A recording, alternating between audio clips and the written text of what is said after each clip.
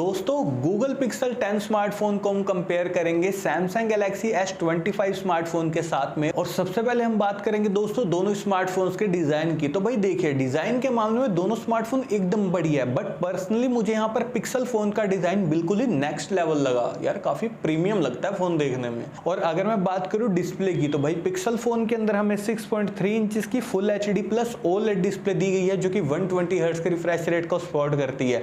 वहीं दूसरी तरफ सैमसंग फोन के अंदर हमें 6.2 इंचेस की full HD plus dynamic AMOLED 2X display दी गई है जो कि 120 हर्ट्ज के रिफ्रेश रेट को सपोर्ट करती है।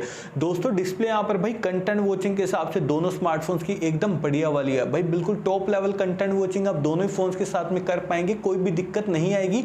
लेकिन एक बात यहाँ पर भी मैंने नोटिस करी कि मुझे पिक्सल फोन की डिस्प्ले के कलर ज्यादा वाइब्रेंट और पंची देखने को मिले हैं, तो कंटेंट वॉचिंग में मुझे पिक्सल फोन के साथ में ज्यादा बढ़िया मजा आया। और स्क्रीन प्रोटेक्शन की अगर मैं बात करूं तो दोस्तों दोनों फोन्स यहां पर गोरिल्ला ग्लास विक्टस 2 प्रोटेक्शन के साथ में आते हैं जो कि काफी बढ़िया बात है। और अगर मैं बात करूं IP रेटिंग की तो दोनों फोन्स में हमें IP68 रेटिंग दी गई है, यानी कि दोस्तों वाटर और डस्ट से कंप्लीट प्रोटेक्शन मिलेगी आपको दोनों फोन में, टेंशन लेने की कोई बात नहीं है। और ऑपरेटिंग सिस्टम की अगर मैं बात करूं तो pixel phone out of the box Android 16 के साथ में आता है जो कि स्टॉक एंड्रॉइड पर बेस्ड है।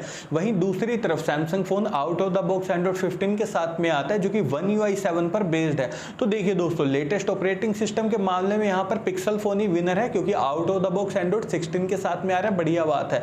और दोनों फोन्स की जो UI है ना भाई बिल्कुल ही नेक्स्ट लेवल है, एकदम मजा आ जाएगा आपको दोनों फोन्स की UI चला के, उसमें भी कोई दिक्कत नहीं आएगी। लेकिन अपडेट्स की अगर मैं बात करूं तो दोस्तों दोनों ही फोन्स में 7 साल के एंड्रॉइड अपडेट्स और 7 साल के सिक्योरिटी अपडेट्स देखने को मिलेंगे।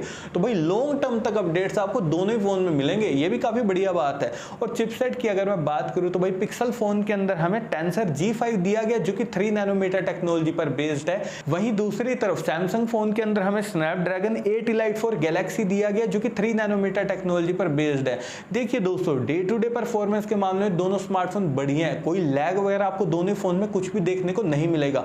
और गेमिंग की अगर मैं बात करूं तो भाई सैमसंग फोन में जो हमें स्नैपड्रैगन 8 एलाइट 4 गैलेक्सी मिल रहा है ना, एकदम अल्टीमेट वाली गेमिंग आपको करवा देगा, कोई दिक्कत नहीं आएगी। लेकिन दोस्तों पिक्सल फोन में जो हमें टेंसर G5 दिया गया ना, डिसेंट गेमिंग आपको करवा देगा। मतलब ये फोन गेमिंग को टारगेट नहीं कर रहा, ये टारगेट कैमरा को कर रहा है, तब आप वहां पर देखना इस फोन को। तो और दोस्तों मैंने इन दोनों फोन्स को टैग कर दिया है, व्यू प्रोडक्ट्स के थ्रू जाकर आप इन्हें डायरेक्टली फ्लिपकार्ट से परचेस कर सकते हैं। और अब बारी आती है बैक कैमरा सेटअप की, तो दोनों फोन्स के बैक में हमें ट्रिपल कैमरा का सेटअप दिया गया है। और सबसे पहले हम बात करेंगे पिक्सल की, तो इस फोन का मेन कैमरा 48 मेगापिक्सल का, अल्ट्रा वाइड कैमरा 13 मेगापिक्सल का और 5x टेलीफोटो कैमरा 10.8 मेगापिक्सल का। वहीं दूसरी तरफ सैमसंग S25 का मेन कैमरा 50 मेगापिक्सल का, अल्ट्रा वाइड कैमरा है 12 मेगापिक्सल का और 3x टेलीफोटो कैमरा वो है 10 मेगापिक्सल का।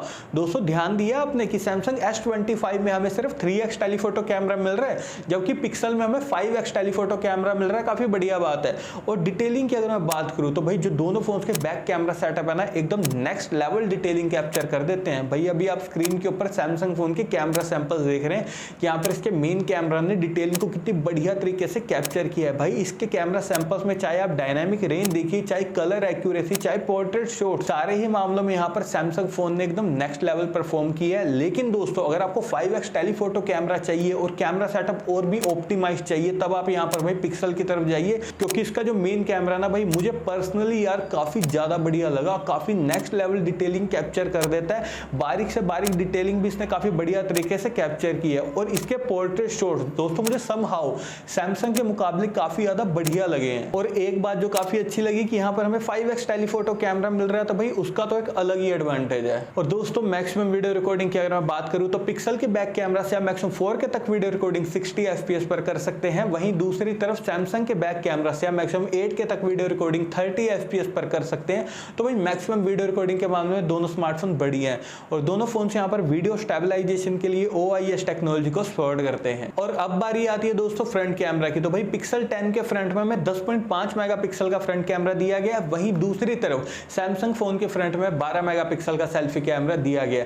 दोस्तों जो दोनों फोन्स के फ्रंट कैमरा है ना, एकदम फ्लैगशिप लेवल वाली डिटेलिंग में आपकी सेल्फी फोटोज क्लिक कर देंगे, काफी बढ़िया डिटेलिंग, भाई नेचुरल डिटेलिंग मुझे दोनों फोन्स के फ्रंट कैमरा में देखने को मिली है। इसमें मैं ये नहीं कह सकता कि भाई सैमसंग आ गया या फिर पिक्सल आ गया, दोनों बिल्कुल नेक टू नेक है। और मैक्सिमम वीडियो रिकॉर्डिंग आप दोनों फोन्स के फ्रंट कैमरा से 4K तक 60 FPS पर कर सकते हैं, जो कि काफी बढ़िया बात है। बैटरी डिपार्टमेंट की अगर अगर मैं बात करूं तो पिक्सल फोन यहां पर 4970 mAh बैटरी के साथ में आता है, जो कि 30 वोट की फास्ट चार्जिंग को और 15 वोट की वायरलेस चार्जिंग को सपोर्ट करता है। वहीं दूसरी तरफ सैमसंग फोन के अंदर में सिर्फ 4000 mAh की बैटरी दी गई है यार, छोटी बैटरी दी है इन्होंने फोन में, और सैमसंग फोन 25 वोट की फास्ट चार्जिंग को और 15 वोट की वायरलेस चार्जिंग को सपोर्ट करता है। तो देखिए दोस्तों, अगर आपको फोन में एक दिन तक का बैटरी बैकअप चाहिए भाई, डेफिनेटली आप पिक्सल की तरफ जाइए, क्योंकि बड़ी बैटरी मिल रही है अच्छी बात है, लेकिन यार सैमसंग फोन में छोटी बैटरी मिल रही है, तो एक दिन में आपको ऑलमोस्ट 2 बार तो फोन को चार्ज करना ही पड़ेगा। और दोस्तों USB पोर्ट की बात करूं तो दोनों फोन्स के अंदर हमें USB 3.2 पोर्ट दिए गए हैं। और अब बारी आती है नेटवर्क कनेक्टिविटी की, तो दोनों फोन्स ट्रूली 5G कनेक्टिविटी के साथ में आते हैं, साथ ही दोनों फोन्स NFC को भी सपोर्ट करते हैं। लेकिन दोस्तों 3.5 mm जैक हमें दोनों फोन्स में किसी में भी नहीं दिए गए, लेकिन